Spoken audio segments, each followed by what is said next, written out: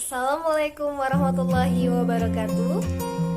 Jumpa lagi dalam mata pelajaran Bahasa Indonesia bersama Ustazah Widi Indah Pramita.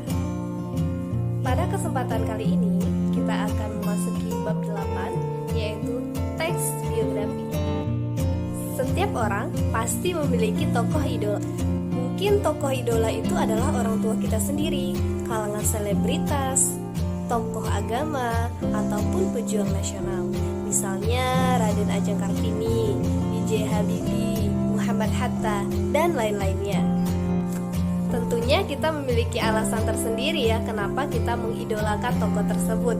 Bisa jadi yang kita idolakan tersebut karena prestasinya, kemudian keteladanan. Membaca kisah hidup tokoh yang kita idolakan itu memang menyenangkan. Selain menambah wawasan dan pengalaman, kita pun bisa banyak belajar dari kisah liku-liku kehidupan mereka. Bisa meneladani hal-hal positif dari sikap dan perilakunya. Dan lebih asiknya lagi, kita bisa menceritakan kembali kisah tokoh yang kita idolakan tersebut kepada orang lain. Dan semuanya itu ada dalam teks biografi. Apa yang dimaksud dengan teks biografi? Teks biografi adalah suatu bentuk teks yang berisi perjalanan hidup atau kisah ataupun cerita tokoh dalam mengarungi kehidupannya agar tokoh tersebut menjadi teladan bagi orang banyak. Entah itu berupa kelebihan, masalah, ataupun kekurangan tokoh yang ditulis oleh seseorang agar tokoh tersebut menjadi teladan bagi orang banyak. Tujuan kalian mempelajari teks biografi adalah untuk mengetahui riwayat tokoh-tokoh hebat dan meneladani karakter unggul dari tokoh tersebut. Di samping menambah wawasan dan pengalaman, teks biografi bisa menjadi inspirasi atau motivasi kita dalam menghadapi kehidupan sehari-hari.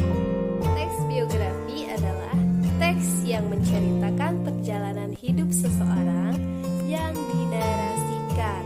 Oleh karena itu, ada 3 unsur utama dalam teks biografi. Yang pertama, ada tokoh, yang kedua ada penokohan, dan yang ketiga ada urutan waktu atau kronologis. Ada 3 ciri-ciri teks biografi. Ciri yang pertama, teks biografi harus memuat informasi fakta yang berkaitan dengan tokoh yang dinarasikan. Ciri yang kedua adalah memuat pengalaman fakta hidup suatu tokoh dalam memecahkan masalah-masalah yang dihadapinya hingga dia sukses, sehingga dia patut menjadi teladan bagi orang banyak. Dan ciri yang ketiga adalah strukturnya harus jelas. Baiklah, kita akan mengulangi lagi tentang materi yang sudah Ustazah jelaskan tadi. Yang pertama itu definisi teks biografi, kemudian ciri-ciri teks biografi, dan selanjutnya yang akan Ustazah jelaskan sekarang ini adalah struktur teks biografi. Ada 3 struktur teks biografi. Yang pertama orientasi, yang kedua peristiwa penting, dan yang ketiga adalah reorientasi. Bagian pertama, orientasi. Orientasi merupakan pengenalan tokoh yang berisi gambaran awal tokoh dalam teks biografi. Orientasi ini berisi mengenai latar belakang peristiwa atau kejadian yang akan diceritakan selanjutnya untuk membantu pembaca atau pendengar. Informasi berkaitan dengan siapa, kapan, dan di mana. Peristiwa yang dimaksudkan dalam latar belakang ini adalah kejadian kehidupan tokoh. Struktur yang kedua adalah kejadian penting.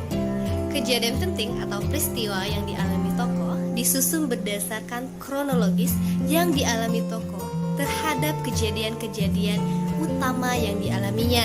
Peristiwa penting berisi serangkaian peristiwa yang disusun secara kronologis yang meliputi kejadian-kejadian utama yang dialami tokoh, termasuk masalah yang dihadapi tokoh dalam mencapai tujuannya ataupun cita-citanya, hal menarik, mengesankan, mengagumkan, dan mengharukan yang dialami.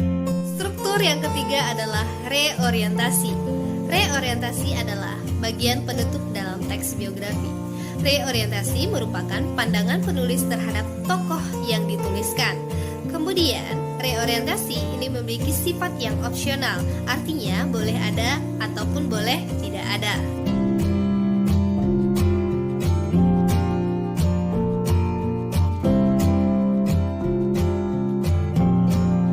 Itulah materi yang sudah Ustazah jelaskan tadi, semoga bermanfaat. Jika ada kesalahan mohon dimaafkan, kepada Allah saya mohon ampun. Ustazah akhiri, wassalamualaikum warahmatullahi wabarakatuh.